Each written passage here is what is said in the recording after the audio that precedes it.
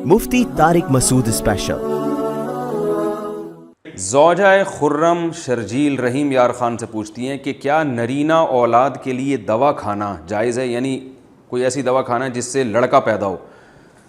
जायज़ है, दवा खाने में कोई हर्ज नहीं है, लेकिन एक बात वैसे जनरल नॉलेज की ये समझ लें जिसका शरीयत से ताल्लुक़ नहीं है, एक आम नॉलेज से इसका ताल्लुक़ है कि ये जो दावे किए जाते हैं ना बाज़ हकीमों की तरफ से कि ये दवा खाने से लड़का पैदा होने का चांस बढ़ जाएगा, या हमने फ़लाँ को दवा खिलाई तो लड़का पैदा हुआ, जो जदीद तहकीक है जहाँ तक जिस पर मैं मुत्तले हो चुका हूँ, इस बारे में मैंने बड़े बड़े डॉक्टरों से भी मेरी बिलमुशाफ़ा बात हुई है, अब तक कोई ऐसी दवा, कोई ऐसा तरीक़ा ईजाद नहीं हुआ है जिसके खाने से या कोई ऐसा तरीक़ा जिस उस पर अमल करने से आपके लड़का पैदा होने का चांस बढ़ जाए। ऐसा कोई तरीक़ा नहीं है, सिर्फ हवाई बातें हैं।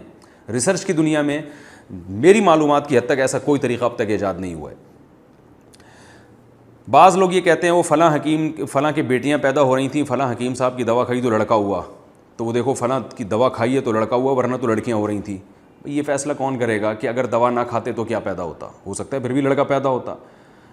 हम तो ऐसे बहुत से लोग जानते हैं वो नरीना औलाद की दवाएँ खा रहे हैं मगर फिर भी बेटियों की बेटियाँ ही पैदा हो रही हैं।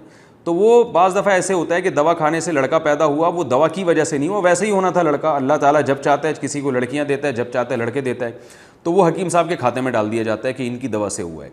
तो ये तो है कि औलाद जिसके ना हो रही हो तो दवा का असर होता है इसमें, यानी औलाद का इम्कान बढ़ जाता है। मर्द के स्पर्म में औलाद के जरासीम की तादाद बढ़ा दी जाती है या हमल ठहरने का इम्कान बढ़ जाता है।